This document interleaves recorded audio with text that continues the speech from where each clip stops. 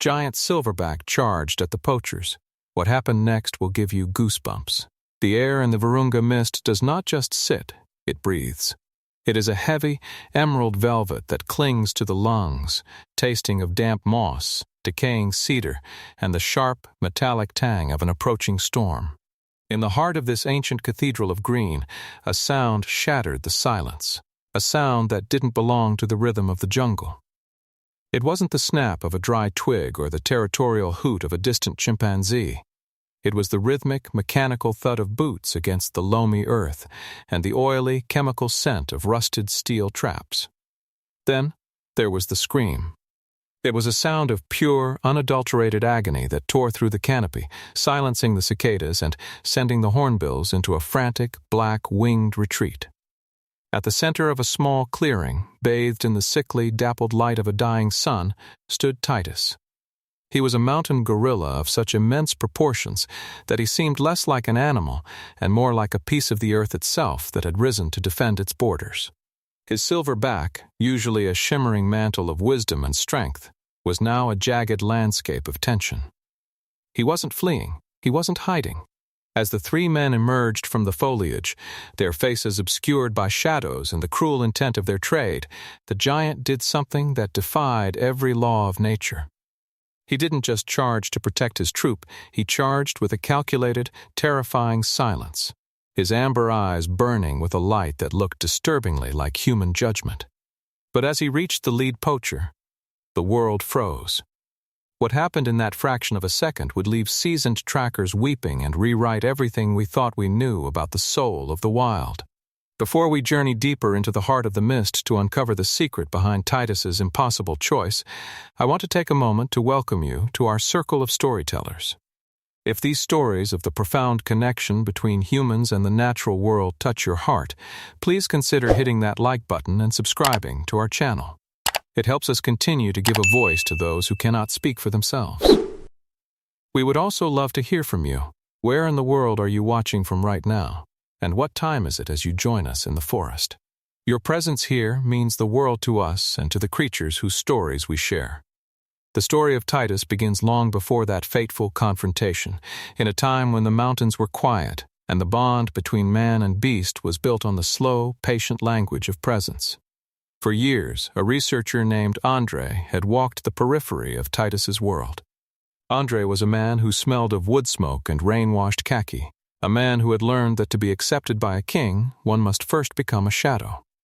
The setting was the Volcanoes National Park, a place where the humidity feels like a constant embrace and the ground is a carpet of soft, rotting leaves that muffle the footsteps of giants. Andre remembered the first time Titus had acknowledged him. It was a morning draped in a thin, pearlescent fog that made the trees look like ghosts. Titus had been feeding on wild celery, the crisp snapping of the stalks the only sound in the glade. The gorilla had looked up, his massive head framed by the vibrant green of the lobelias, and for a long minute he simply stared. There was no aggression, no posturing. Instead, there was a profound, quiet recognition. In that gaze, Andre felt a sense of belonging he had never found in the bustling cities of men. He noticed the texture of Titus's skin, leathery, etched with the maps of 1,000 journeys, and the way the silver hair on his back caught the light, looking like spun moonlight against the dark forest floor. They became fixtures in each other's lives, a silent partnership where the only currency was trust. Andre would sit for hours, scribbling in his notebook, while Titus watched over his family, the two of them breathing the same cool, thin air of the high altitudes, bound by an unspoken vow of non-interference and mutual respect. However, the sanctuary was not as impenetrable as it seemed. The crisis began slowly, like a poison seeping into a well. It started with a change in the atmosphere, a shift from the earthy scent of life to something sour and anxious. Andre noticed it first in Titus's movements. The great Silverback, once the embodiment of fluid power, began to move with a slight, labored hitch. His eyes, usually clear and observant, became clouded with a film of exhaustion. The clinical signs were subtle at first, a refusal of his favorite bamboo shoots, a lingering lethargy that saw him sitting for hours with his head bowed. the massive muscles of his shoulders trembling under the weight of an invisible burden. The park veterinary team was called in, their faces grim as they watched from a distance through binoculars. They spoke in hushed tones about respiratory infections or the possibility of a hidden injury. But the truth was more elusive. Titus was fading, and with him, the morale of the entire troop began to crumble. The younger males grew restless, the females nervous and erratic. The forest itself seemed to mourn, the rain falling in long gray sheets that felt like tears, turning the mountain paths into treacherous, muddy slides. Andre's desperation grew with every sunset. He could smell the acidic scent of pain coming off the great ape, a sharp, stinging odor that hung in the humid air. He felt a crushing helplessness, the kind that comes when you watch a mountain start to crumble and realize you have no way to hold up the stones. The situation reached its breaking point on a Tuesday, a day when the air was so heavy with moisture it felt like walking through water. The poachers had moved in under the cover of a localized storm, their presence a jagged tear in the fabric of the sanctuary. They weren't after Titus, they were after the infants, the high-value targets of the illegal pet trade. When the first snare snapped shut on a young female's leg, the forest erupted. Andre, who had been tracking the troop from a ridge, scrambled down the slope, his heart hammering against his ribs like a trapped bird. He reached the clearing just as the Silverback made his move. The poachers had their weapons leveled, the cold steel reflecting the dull gray light of the canopy. Titus charged. It was a sight that should have ended in a bloodbath. The Silverback was a 300-pound wall of muscle and fury, closing the distance with terrifying speed. But as he reached the man holding the wire cutters, Titus didn't strike. He didn't use his massive canines or his bone-crushing strength. Instead, he skidded to a halt and collapsed at the poacher's feet, his massive hand reaching out to grasp the man's muddy trouser leg. It was a gesture of such profound, desperate supplication that the poacher froze, his fingers slackening on the trigger. The reveal came moments later as Andre and the rangers swarmed the clearing. In the chaos of the intervention, as the poachers were disarmed and the infant was freed from the snare, the truth of Titus's condition was finally laid bare. It wasn't a disease of the lungs or a wound from a rival. As the veterinarians sedated the exhausted king to examine him, they found a different kind of snare, one that had been hidden for weeks. A thick, rusted cable from an old trap had deeply embedded itself into Titus's lower leg, hidden by the thick, coarse fur. But that wasn't all.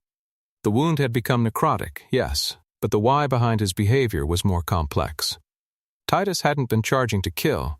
He had been charging to be seen.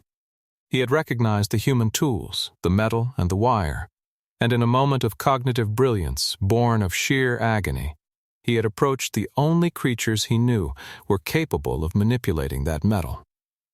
He wasn't attacking. He was surrendering his pride for the sake of his life and his family. He had gambled his entire existence on the hope that the species who brought the pain could also be the species that took it away. The realization sent a shiver through everyone present, a goosebump-inducing moment of clarity where the line between animal and person vanished entirely. He had understood the source of his torment with a technical precision that mirrored our own, and his emotional intelligence had allowed him to suppress his instinct for violence in favor of a plea for mercy. The resolution was a slow, beautiful symphony of healing. After the surgery to remove the cable and the weeks of intensive antibiotic treatment administered through darts, the day finally came for Titus to rejoin his world. The reconnection took place in the same glade where Andre had first earned his trust. The weather was perfect, a crisp, golden morning where the sun pierced the canopy in long, solid shafts of light, illuminating the swirling dust motes. When Titus was released from the holding enclosure, he didn't run. He walked slowly, his gait once again smooth and rhythmic. He approached Andre, who stood perfectly still, his breath catching in his throat.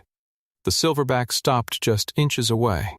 The smell of the forest, the wild ginger, and the cooling earth wrapped around them both. Then, Titus leaned forward until his massive, warm forehead rested briefly against Andre's chest. It was a moment of synchronized breathing, a physical release of the tension that had held them both captive for months. Andre could feel the vibration of the gorilla's deep, rumbling purr, a sound of contentment that resonated in his own bones. The air felt lighter, the acidic scent of pain replaced by the sweet, intoxicating fragrance of the blooming orchids overhead. The bond was no longer just one of observation. It was a bridge of shared survival. This story leaves us with a philosophical legacy that transcends the borders of the Virunga Mountains.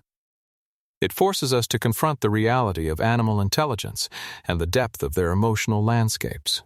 Titus didn't just act on instinct, he acted on a sophisticated understanding of cause and effect. And more importantly, he acted on a sixth sense of love and trust that we often reserve only for our own kind. It teaches us that empathy is not a human invention, but a universal language spoken by any heart that has known fear and found comfort.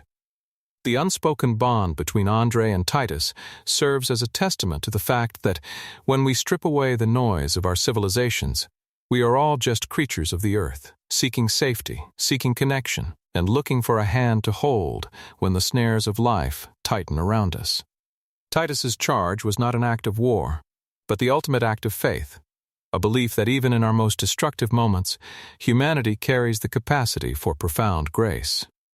As we leave the mist-covered peaks behind and return to our daily lives, let the image of the Silverback King remain with you. Let it remind you that every living being has a story, a struggle, and a capacity for connection that we are only just beginning to understand. Thank you for walking this path with us today. If Titus's story touched your soul, please give this video a like and share it with someone who needs a reminder of the magic that still exists in the wild. Don't forget to subscribe and hit the notification bell so you never miss another journey into the heart of nature. Before you go, we want to ask you, have you ever experienced a moment where an animal seemed to understand you on a level that felt almost human? Was there a time when a pet or a wild creature showed you a sixth sense of intuition? Tell us your story in the comments below. We read every single one. Until next time, keep your heart open to the wonders of the world, and remember that sometimes the most powerful thing we can do is simply listen to the silence of the forest.